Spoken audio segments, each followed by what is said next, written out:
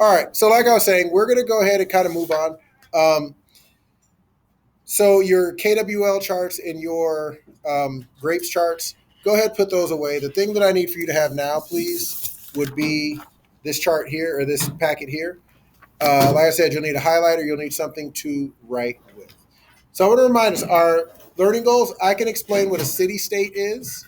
And remember, that's not just defining a city state, that's explaining what it is. Remember, yesterday I said you should be able to, like, if a fifth grader were to ask you, what does a city state mean? You should be able to describe it in a way that they'd be like, I get it. Okay? So, our other learning goals we're going to be focusing on. I can analyze the important aspects of politics in Mesopotamian city states. So, now remember, when we analyze something, we're breaking it down into its parts. So basically, you need to be able to know what are the things that went into politics in Mesopotamia, specifically in Sumer. So to help us with that, we have this PowerPoint we're going to be working through, and I kind of want to explain how it's organized.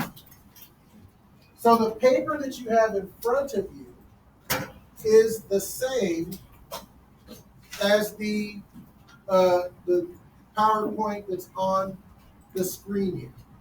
Okay? So what you're going to do, there it is.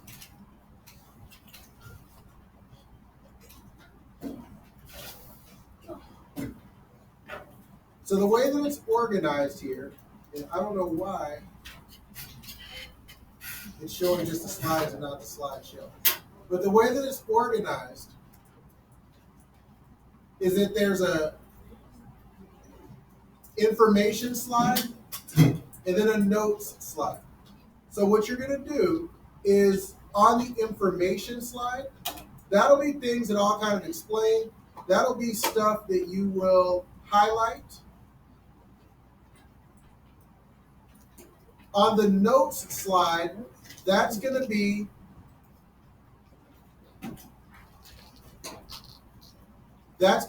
what you write in those lines. Okay? So if you look here, we have an information slide. Right? So the stuff that I highlighted on the presentation, you're going to highlight on your paper. Okay? And then you see how there are the lines next to it? So the next slide would be like for our notes slide. So the stuff that is on here would be what you would write down on these lines. Okay? So does that make sense how this is organized? Yeah. Great. So we're going to go back to this slide. And it says, a city-state is an independent state that includes a city and its surrounding territory. That is the definition of a city-state, like we talked about yesterday. But does that make very much sense? If you were to tell a fifth grader that, would they say, oh, I get it? Or would they say, what? What? Right? So even though this is important because it's the definition, we want to focus more on this. Each city-state has its own government, its own laws, army, and main god. So this is going to be the first thing that you're going to highlight on your packet. So you're going to highlight where it says each city-state has its own government, laws, army, and main god. Do that now, if you haven't already.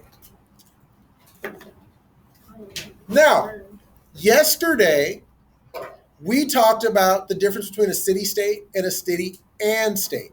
And remember, we talked about like Jefferson City, Missouri. We said that's a city and state. And even though that's the capital, yes. Even though that is the capital of Missouri, can Governor Parsons declare war on France? No. Can the governor of any state declare war on any country? No, they don't have that power. Can Governor Parsons decide that he wants to make Missouri bucks and have our own money here in Missouri? No. Right? Governors cannot do that.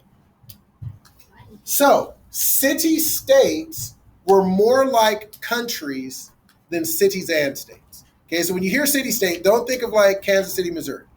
Think of like the United States, because that's what they were more like. So to help us understand that, I have this little sketch here. For just a second, can you turn the front lights on so people can see the sketch on the screen? So it'll be the one on the left, push the bottom. Okay? So, this little sketch of a city-state. Hopefully this will help it to make sense. So we've got city-state, red square, city-state, blue X, city-state, brown triangle, city-state, purple circle. Okay? So you see, each city-state has a main city. The main city is usually in the middle because it's easier to protect. The main city is going to be the city with the walls around it. They're going to have those huge walls. And the way that it worked was that people would live inside the city. In the morning, they would get up, they would leave the city walls through the gates, they would go to the farmland and they would farm and irrigate their fields and weed and do everything else. Or if they were fishers, they'd go out and fish or do whatever. And then at the end of the day, they would come back, they'd close the city walls up so everybody would be inside the city. Okay? So we've got 4 different city-states here. Can city-state red square tell city-state brown triangle what to do? No. Can city-state purple circle demand that city-state blue X do things a certain way? No. No. They are all separate. They are all autonomous. They are all sovereign. That means they each rule and govern themselves. Okay? So now, city-state red square, they have their own military, their own army, right? Part of the reason they had their own armies was this here. City-states would often compete against each other for control over land and water. So what we want to highlight is compete for control over land and water, if you didn't highlight that already. Now, from what we learned with Mr. Plyman, if it wasn't for the Tigris and Euphrates rivers, what biome would what biome would Mesopotamia be? Yeah. It probably just ended up being a valley since there's mountains all around it. All right, so the mountains, and I like what you're thinking, but remember the mountains are way high north. There really aren't mountains in the Mesopotamia area. The mountains up north, because the snow, because the mountains were tall and up north, they would get snow, and when that snow would melt in the spring, it would flood, and then the rivers would come down. But it's not like there were mountains necessarily in Mesopotamia. Yeah. Kind of like flat, dry land. Flat, dry land. What do we call really dry land that doesn't get rainfall? Tyler.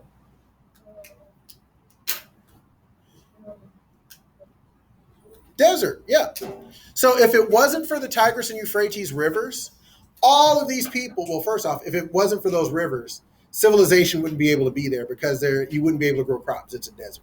So you couldn't have thousands of people living together. You'd have people in small groups. Yes? So would it be part of the Syrian, the desert that's right below it? The Syrian desert? So that's a fantastic question. If it wasn't for the Mesopotamian, or if it wasn't for the rivers, I don't know. Because people who live in desert regions, they have different names for different types of deserts. So since we don't live in a desert, it all just looks like desert to us. It all looks the same. But for the people who live there, they can tell little subtle differences. So it might be part of that desert, or it might be a desert with a different name. So I really don't know because I don't know enough about deserts. My guess is that it would be a different name desert, but people who didn't live there would be like, what's the difference? This all looks the same, right? So here's why this is important. Does that answer your question? Yeah. So here's why this is important. If it was not for water, you will die. Your city-state will die. Because if you don't have access to a river, you will not be able to irrigate crops. And remember, stuff does not grow in a desert without irrigation.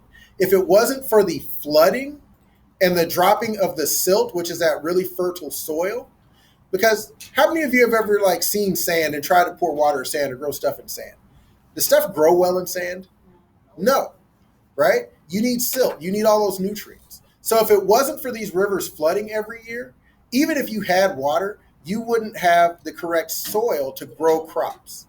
So they need these rivers. You need the riverbanks in order to survive. It's literally life and death. So if we take a look at our city-state, take a look at our map here, which city-state is in deep, deep trouble? When you see it, raise your hand, but don't say the answer. So is it going to be red square, blue X, brown triangle, or purple circle? Who's in deep, deep trouble? Maya, I saw your hand first. Who's in deep trouble? Brown cities. So why are you saying brown? Because there's a whole bunch. It has a lot more rivers.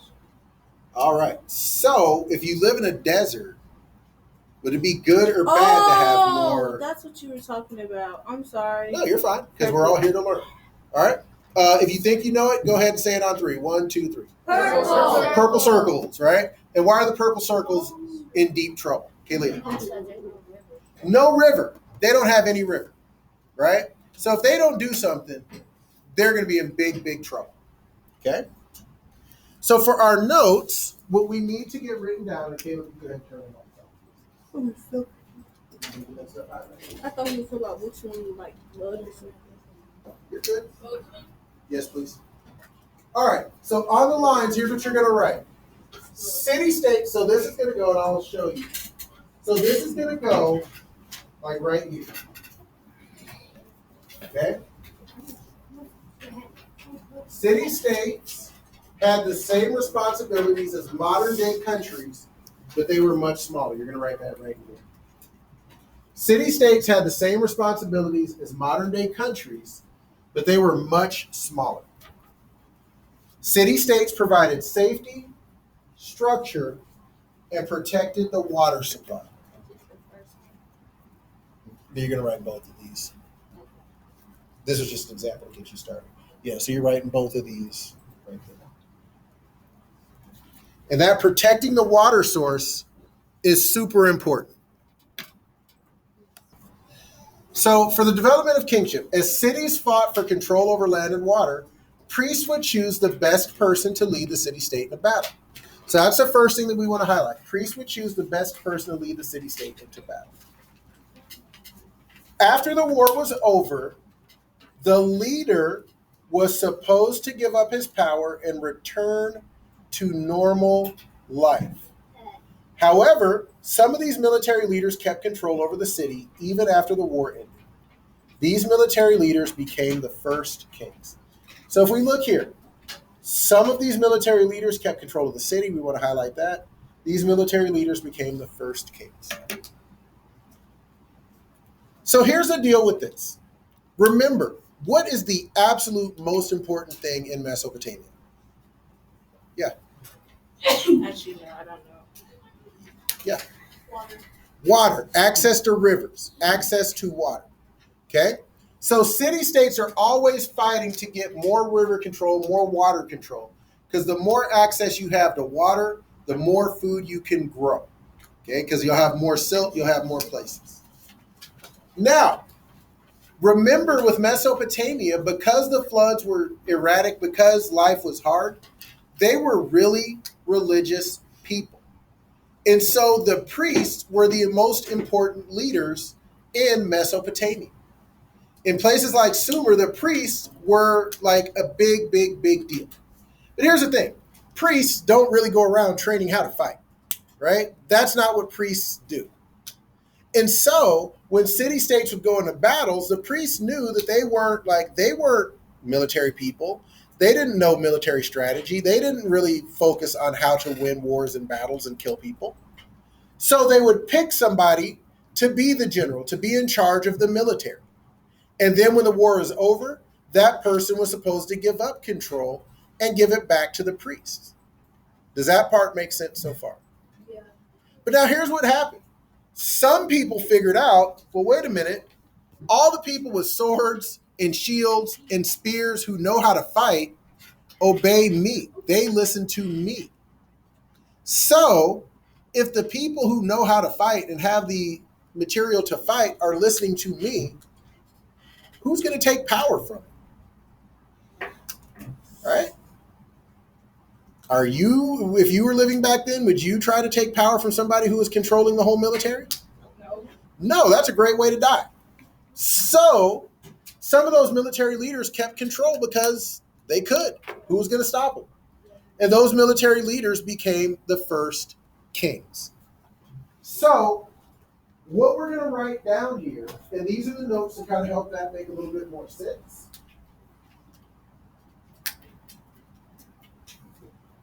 There's always been a struggle for power between religious and political leaders. Different civilizations give various level of power to religious versus secular leadership. Now, the second bullet point, if you know what the word secular means, you don't have to write it down. But if you don't remember what secular means, you'll need to write this down. Secular means non-religious. Okay? So there's always been this kind of give and take between religious leaders and political leaders. In countries like the United States, we have a pretty hard divide that says the government cannot interfere and tell people what religion to believe, right? And religion can't really tell the government what to do. In some countries, that split is non-existent. So like the Vatican City, which is where the Pope is. Vatican City is a country. The Pope, who is a religious leader, is the leader of Vatican City. Some countries are somewhere in between, right? Places like Iran, they have a political leader and a religious leader. But the religious leader actually kind of has more power than the political leader because people listen to the religious leader, right? So this is always a power divide, a power struggle, and different countries and civilizations handle it differently.